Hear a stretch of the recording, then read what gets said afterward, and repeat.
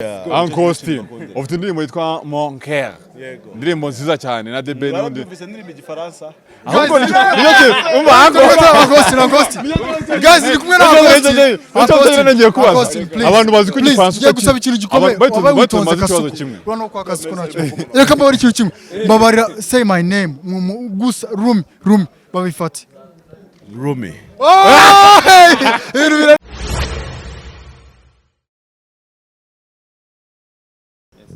Asante sana cyane, reka tubasuhuze tubifurize kumererwa neza igicamunsi cyiza cyangwa se ijoro ryiza aho waba uherereye hariho hose bitewe n'amasaha mugezeho. Aha ni kuri WISDOM TV Rwanda, duherereye muri Gents Comedy Show, turi kumwe na Rumi salama. Nanjye meze neza, reka dutangire ikiganiro. Imbere yanga meze neza, meze gute? Saba? Bro man, nasebeze gumbe muri buraga ariko. Mvuye kuri stage ariko mabira bora bikomeye. Arabora umuntu nambaje gukora cyo abize kugangana abandi wavuga hasa wakibiraho tukibira handi utekereza hano abantu bumva ko rero ibintu byagucanze biri cyangwa biri kiya kuganga gusa arandi aporo kibira efio maje none se bimeze bite mwana mana mgudu urebye ngeri imana turi hafi cyane turegeranye gutyo uri muri blood of Jesus. I'm the blood of Jesus. Yes. Uyu munsi performance uyu munsi My performance was great because ahantu tugeze ubu ngubu ntago umuntu akiza ngavuga ngo performance yanjye ngo yagenze nabi, so iyo ubonye uje abantu bagasekamo ko nicyo kiba cyabazanye uravuga ati man ishimwe. Uyu munsi wanone mufite like abantu benshi cyangwa se urabona yuko abantu bitabira Gents Comedy bariyongereye cyane. Uyu munsi bigutera imbaraga ki kugira ngo ni igisobanuro cyiza cy'uko abantu bari kumenya urwenya bari kurukunda stand up comedy muri rusange n'izindi bintu byose biradushimisha. Ni imbaraga nyinshi ibintu byatumye nsubira no mu gakiza man nasubiye imbere y'Imana ndavuga ni man nabonye kuko ari imirimo babitewe n'ubwo bari no yanaga ari ubwo no kubona abantu baza bakaza guseka byerekana ko turi mu isi y'ibyishimo, isi yo gukundana, isi yo kwegera mugenzi wawe wamuhobera, isi yo kuba wafata umuntu muri babiri mwenyine mukaganira ibintu bifite ingenzi. Bigutwara imbaraga ki kugira ngo utegure nibura ikintu uri bujye imbere y'abantu kabwira kandi bagasa ntago ari imbaraga nyinshi imbaraga intwani zo mu mutwe kumva ko mbishaka iyo nabishaka sinshobora kubikora ariko iyo mbishaka ndabikora. Uyu munsi iyo uhuye n'umuntu akakubwira ati ndagufana ndagukunda nkunda ibyo ukora niki kibikongerera kuri talent yawe yo gusetsa? Bimikizere cyuko byibuze ibyo nkora araba bibona. Ikindi kenshi bituma numva mfite ubushagarira. Ubushagarira ni ikintu cyo kirenza wakino ubusaba bagaza hano kagira ubushagarira. Ubushagarira ni iki mu magambo? Ubushagarira ni utuntu tuzamuka n'udushanyarazi ariko turi na tele.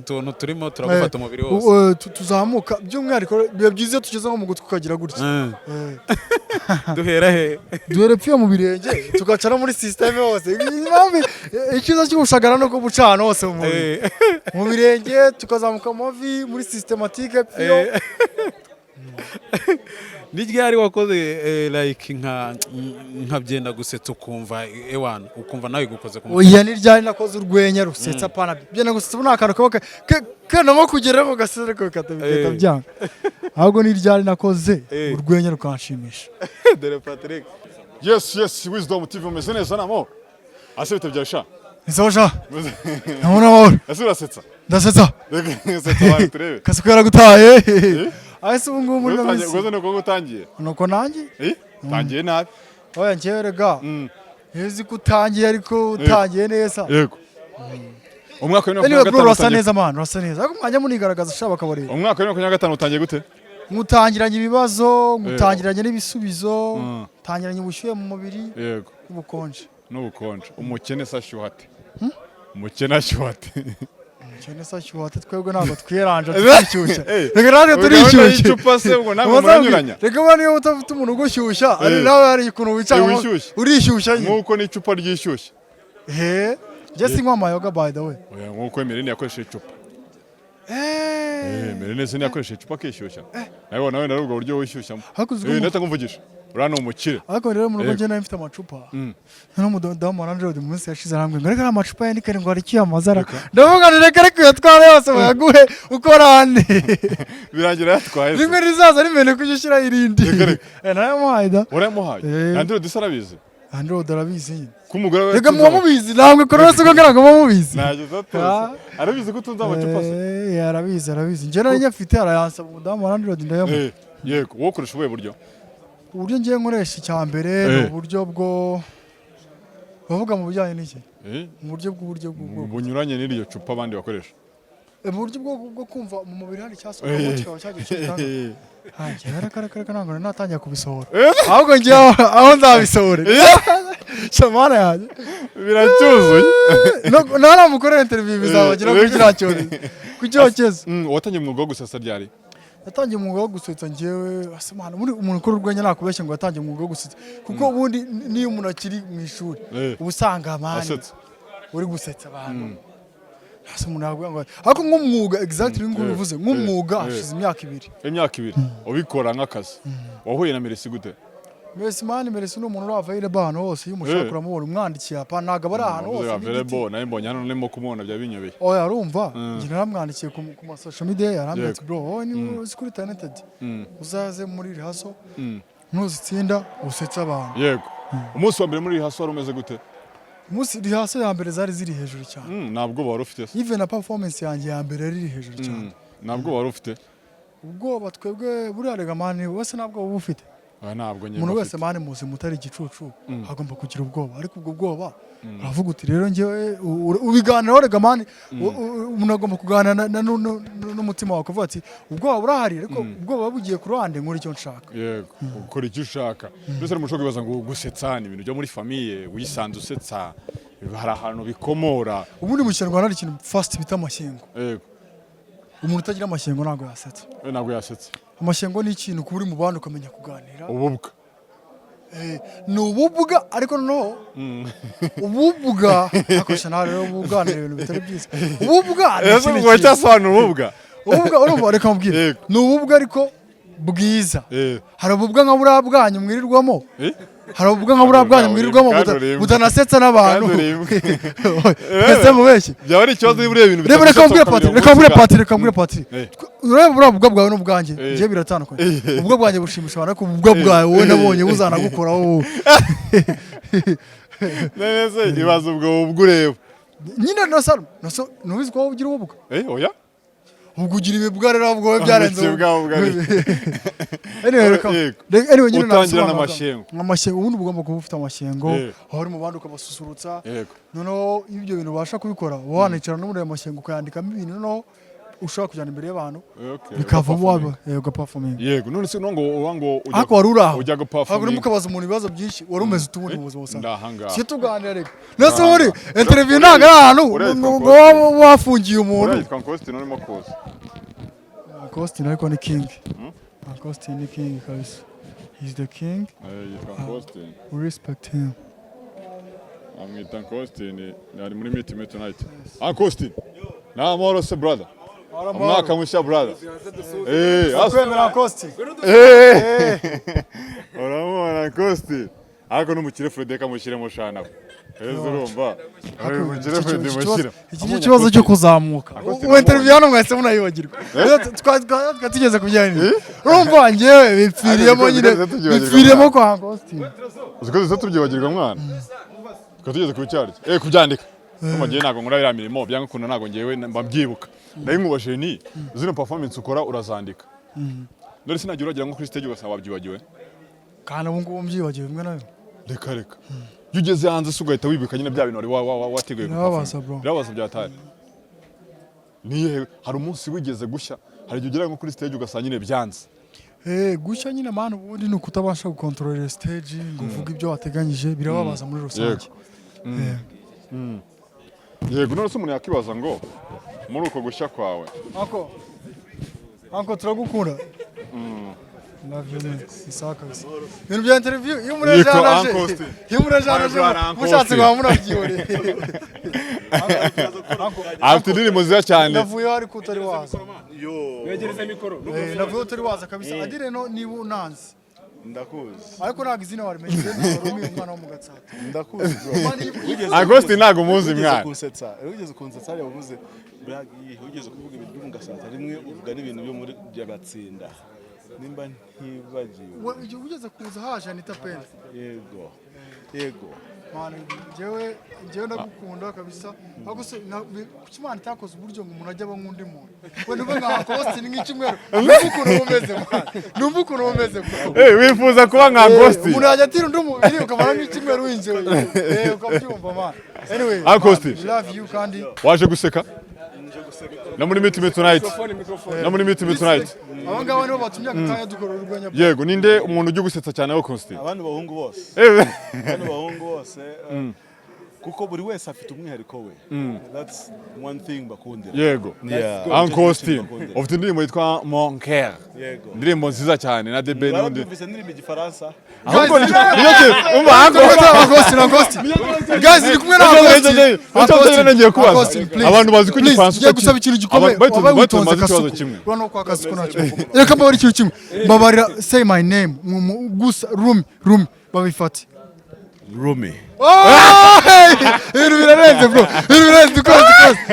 dukomeze nta kibazo Wiki wowe ntabwo uri buryame avuze Rumi urumva ariko nawe wabivuga no gukorana na kasuku Rumi ngura pose nawe ngura bivuga byaranze mwana naye mvuga Rumi se ngura nawe bivuga Rumi ni nawe arabivuza nta kintu bitwaye ubwo bose bafatira Hello Kiss FM ni Rumi asa bro ansomba asha nago turesha mwana ariko ushaka kumutsumba muze aho ngaho mujyaga ariko system niyo ingenzi system niyo ingenzi ariko no mu bwenge ndakurusha ndagusoma no mu bwenge wenda wowe nsumbya kuri system ariko no mu bwenge ndagusoma akawataniye gukorana na kasuku wagize ubwenge twayibonye pe ubwenge bwariyongereye Austin ako musa urishimye gura na Austin Austin no umuntu urenze mwana ara umuntu wa danger wari wayitiye mwana wari wayitiye Austin we nawe yitwa Joseph cyo mugacha tumaze gake ako Joseph ukunda ibishego mwana donc jewe hari ibintu byatumye ngira bro kanavuze karenza ka donc urakumvishe nago nyine wize tegereza bagusobanurira uyu nguyu aka bro nawe ufite ubwanwa budahagije natire gutwara ariko ikibazo nawe ubwo ufite nago bukoreye isuku nago bucyoza wishaka kwerekana abantu ko nsumba ongera usubire hasi akazo tujya guzapfa ibintu by'ijagara ahubwo baza ari buyiri hagarara Jose nari ngubashije muri blague zawe nyinshi ko zibandamo igishego inspiration yikomora kurinde donc inspiration nyikomora ku mu DJ wigeze kunjagaraza mu mutwe umunsi umwe ari umu DJ ntago ndi bu mentioning izina ariko kumfatira bara micro nibyo sawa ari umu DJ nari nasohotse ukunda gukoresha muri make hari umu DJ nari nasohotse yego noneho umunyagwa hari ukuntu bafata indirimbo itarimo n'igishego akayishyiramo igishego kandi kitari kirimo indirimbo ya Queen Cha na Bruce Melody urayizi ndayizi iyo nza kubibihe yageze hari nkayigira inini none yageze hari ahantu Queen Cha agerimba nari gufata ubuzima no kwa kundi ba mixinga ngo tubayemo none yahise mixinga ngo tubayemo ako kantu katuba karagenda nako narababwiye yakiburira narababwiye ngo kazaza ngo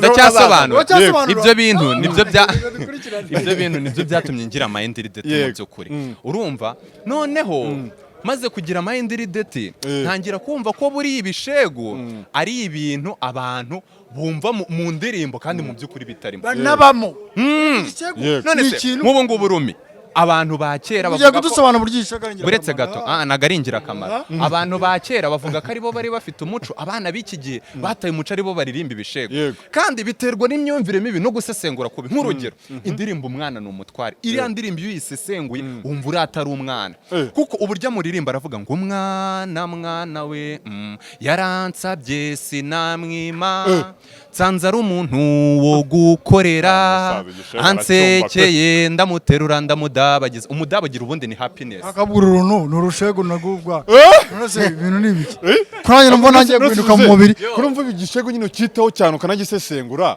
ubundi ukura kwimviriza indirimbo z'umuhemanzi hano mu Rwanda nakurya kinyuma ariko wenda tuvuye wenda mu bintu bya ntoza bya blague ubundi umukomediye wa nyawe ntago abagomba kugira limite urumva not only n'ibishego nge buri ntuza buri ango yose y'ubuzima nge nyinjiramo ye nago ndi umukomediye umukomedi uri staka ku kintu kimwe ntago ngiye ngira umwihariko wanjye uyu munsi nza nduyu nguyu ejo nkaza nduyu nguyu nyine ndahindagurika urumva asa niwe wigeze kumpereza izina arambwira ngo nziyite ruvu uruvu ni rwo rugera ahantu shape yaho ugeze rero ngiye ndahindagurika nyine tu famiye se yibonye iki gishego ubukubita ntago yikanga yanezerwa papa uramuzo papa we ni pastor nibyo nagiye kubwira actually avuze umuntu ngo pastor azamuvuza muri biriya by'amasengesho Aisha wamureze waretse kurengera urumva uyu mufundi ntagamenya ko ari kugikwa ntago ari kugikwa muzabikate bro muzabikate urumva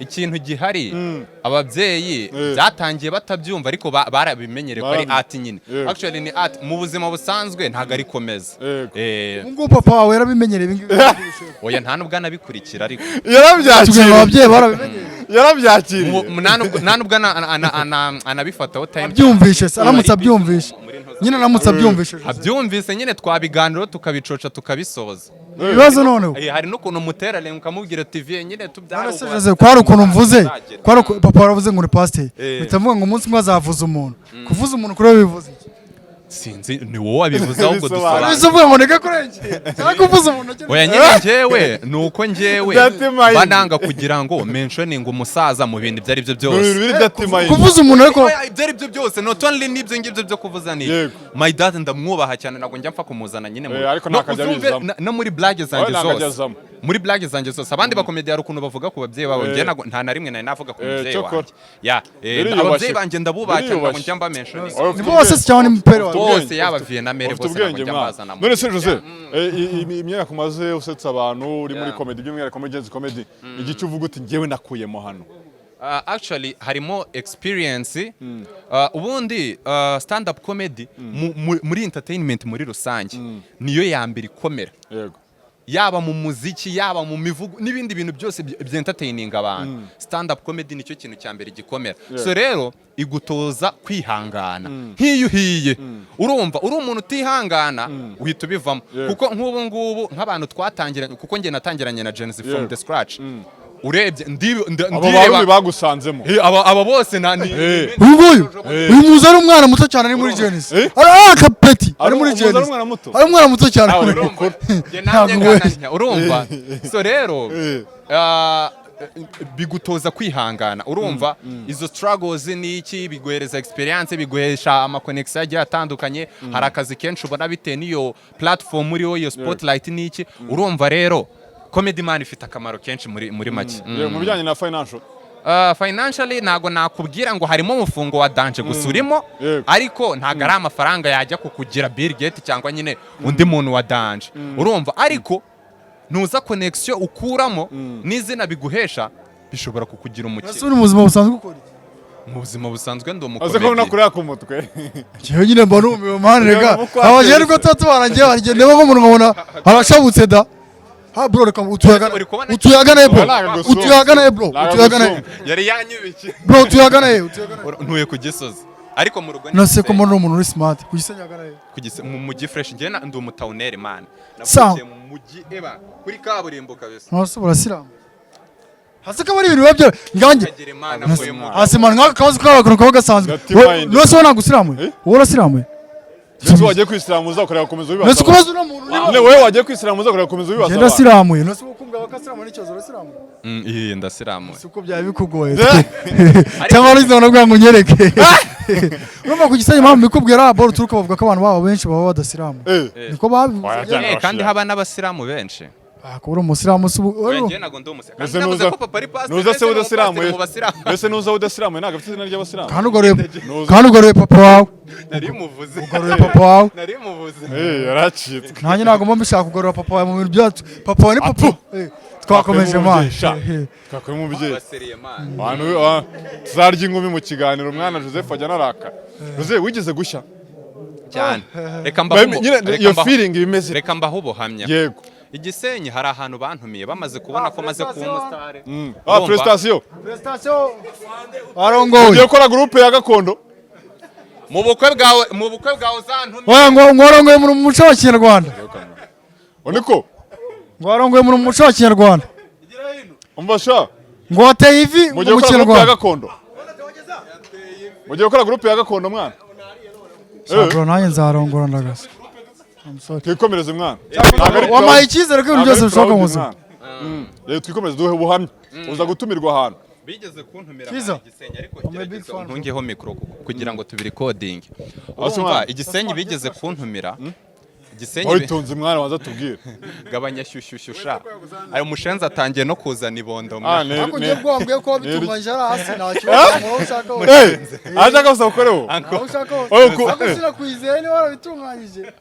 uzabaze Uncle Bruce Uzereke ibanga Patrick. yakoresheje reka Twikomereze twigarukire umwana, ku byacu umuciye mu ijambo. urumva Igisenyi bigeze kuntumira bamaze kubona ko maze kuba umusitari barambwira bati Joseph wowe uri umwana w'iwacu nta nubwo uri buduhende jya mu kabari kamwe kujya gusetsa ahantu yego noneho ngiye kubasetsa mani niho hantu nyine bwa mbere nari impiye urumva izindi performance narakoraga yego zimwe zigakora izindi zikanga ariko niho hantu nari ngiye brage zose zirashya umva ukuntu byagenze nagiye kuri stage noneho nkajya ntera brage nkabona bose bari kundeba ariko nkabona ntibari guseka noneho urumva noneho haciyemo akanya ntera brage yayo nduba wizeye y'umuriro uri kuvugangira bakoma nkibakubita mbona bose barasaza ariko nkajya mbona ntabwo bari kunyitegereza bari gusa nk'abareba inyuma yanjye nibaza ikintu bari kureba mpindukiye nsanga kumbe nakoze performance yose harimo match ya Liverpool Mosara ariwe wari utsinze igitego muri background ari urumva gahinda Mosara yatsinze igitego ngira ngo bishimiye brage yanjye kandi bari guserebra igitego cya Mosara mu byitwaye moto na firinze gucurangira abahetsi igisobanuro cyo gucurangira abahetsi naracyumvise kabisa Rumi mubwira amagambo yamukomeza bro cyambe nakubwira cyo nuko ibyo wanyuzemo byose Imana ikuri ruhande niyo waba igihomora 100%. Reba uko umeze wenda bakwita wenda simvuze ngo wenda uri igihomora Rumi twigeze gusohokana anayiza bavuga ngo tugeze gusohorana romangamiye kayitari yajyaho bye bimbangamiye ngo twize kugira gute bari tuvuye muri Vasasi kuri RBA noneho tujya ahantu muri kantine y'amata aho mureze bamuhereza suzi za keke ziba ziriho utuntu tw'udupapuro hasi umushenzi arayirya na karakari bro reka mbwize kuri njyewe twa dupapuro nigi butare nariye keke zirenga amagana Generalize bro. Hako Patrick foto gute. Ariko bacanga Patrick. Yimurasha ashaka kuvuga exactly neza. Yimurasha ko yavuga exactly twumva. Vuga exactly twumva. Kandi njye bikwigisha turi rugorariya. Imurabasha kuva demonstration. Hase ngo umuntu uragoye. Kabakure ko gakaza. Actually bimwe birava kure. Ibyo mvugene Joseph kunavuga actually. Ni ibintu biva hafi nyine ukabyuka. Wabyumvisha? Actually munagishora ahubwo bari banga bizana mu rwenya byakoneye Patrick ambwiza bitewe n'ukuntu ngiye mbona abana nk'iyo ndebye umwana nk'uyu nguyu sibyo ufite iterambere aguse kurangara wakomeje bavuga rega mwana bamuzanye ibirangaza nk'iyo ndebye nk'uyu mwana sibyo Ndashaka dukomeze njyewe nzi Joseph ari umwana muto Joseph muza ari umwana muto ariko ari mu ruganda asetsa ariko ndishima bro you are proud I am proud of you Jose babimeze bite nyine ikibazo mbona nakigusubije nyine urumva wakoze rihaso witeguye ko kubitigashya mani none reka nze duse nk'ababaseriye ukuntu basobanurira iki kintu umva Rumi uza kuzana brage muri bintu urumva tugiye kubaseriye urumva urabizi mu buzima uko byagenda kose byonyine niyo uteguye amasomo ugiye gutereta umukobwa wagenda uzi kuri bo mukonvenke witeye agaparufe kari guhumura wakwikiyemo cyangwa akagutera indobo feeling ugira yigereranye nanjye feeling ngira iyo nateguye blague yamvunnye hanyuma nkayibwira abantu nkabona nago bayakiriye nk'ukuntu nabyeexpectingaga icyo kintu ugerageze nyine ubihuze ni nkako biba bimeze kandi ikindi abantu benshi mu rwenya nibo biyirukana uraza washya rimwe kabiri abantu ntabwo garuka nta muntu Niyo ukwiruka abenshi wowe ubwawe barijyana. uraza wakubita rimwe kabiri wabona bidakunda ukavuga ibi bintu si umuhamagaro wanjye abenshi barijyana ntabwo kabisa ibintu biba byoroshye nose tugana wenda iyi consistency nagize yo kumara iki gihe kingana gutya bagenzi banjye benshi twakoranye babivuyemo ndanabahendahenda ngo bagaruke bakanga yego tugana ku musozo kugira ngo tunabareke wenda mu buryo bwo gukurikirana n'utundi tuntu ni kimwe abwira abantu bafite impano batekereza wenda kugira muri Genzi Comedy bikomeye batekereza ko wenda bafite n'ubwoba ni kimwe bababwira reka mvuge kuri Genzi Comedy. Genzi Comedy ni platform ya buri muntu wese wiyumvamo impano yo gusetsa. Nta mafaranga dusaba kuza muri Genzi, nta kiguzi na kimwe bisaba. Ni ukwitabira rehearsals gusa ukaza bakumva blague zawe bakumva zikoma baguhereza performance. Aba bose niko bajemo kuko ngiye natangiranye na Genzi nagari ubwo buryo najemo. Aba bose nibwo buryo bajemo. Ndabyibuka nyo peningira mu ndi center. Icyo gihe nanjye wa closing your show ndabyibuka. Uyu mujama yaje uri kubona ko muri iyi minsi asigaye yambara utuntu tw'udushemezi icyo gihe yambaraga utujezi urumva yaje yambaye akajezi ntabwo ari Arsenal ni noza Paris Saint-Germain PSG wese ugiye kundusha igifaransa tuganire mu gifaransa ok tu peux parler en français ok on va parler en français seulement. On va parler en français seulement maintenant. Hein? Ok. Mubaze iki kibazo ra? Ibyo ngibyo ariko kubivuze mu gifaransa. Gusa umubaze ikira. Vraiment. Viens ici. Ok. Laisse-moi te poser une question. Oui. Lorsque tu es reka tuvuge mu kinyarwanda dukorere bishoboka école primaire wari mwe inama nyine abafite bafite impano wenda bacibwa intege nuko wenda batabona opportunité batabona wenda platform nk'izo mubona icyo mwababwira bro this is the platform reka mbivuge gutya niyo platform ya mbere mu gihugu bro yego itanga amahirwe ku mupeti wese aturutse niyo waba n'umusaza nta kibazo as long as ufite impano yo gusetsa n'abasaza mugani nagiye mbabonamo ntibakajye ntabwo ngo uyu witwa Isa ujya ngo n'umwana nose nkaho baje gukora televiziyo muri Genzi n'umwana nabaye kare ntabwo ari abana patiri muri nije mwana bamubona rego ni jisho ryaye mwana bumva ngo yitwa Genzi hako na masosi this is sosos bagire ngo this is sosos urarasha twikomereze mureke mbabwire bro tweseriye hako rego iyo mutuvuga kuva karabwo tukavuga ku bintu bya politike rero bari kubasariye mubabwire tubaye seriye bro niba uzi kuri umupeti w'umunyarwanda ufite talent Genzi Comedy Show waba uririmba waba ucuranga waba urapa waba usetsa uraza hano habora no merci this is the platform of everyone yego wiyumvamo impano kabisa yego buri muntu wese wiyumvamo impano araza ahangaha bakamuhereza platform akereka abanyarwanda icyo ashoboye umuragana w'andimo bazivangamo cyane ushaka kugaragaza umuntu nawe umumuranye umwanya urumva reka uraryo bishyira mu kinyarwanda cy'umwimerere waba uva ibwana cyambwe wava man iyi ni platform reka none mbeseriye reka mbeseriye na kepa w'inyaruguru yego patire reka mbeseriye nko mwabisabye gutanya gatare reka mbeseriye nko mwabisabye yego nibimo mushaka bro reka ngwize ukuri si mukatasi sukose rero mushaka mwakoze kudukurikirana kwa natwe rero yakoze reka dusubire gutaha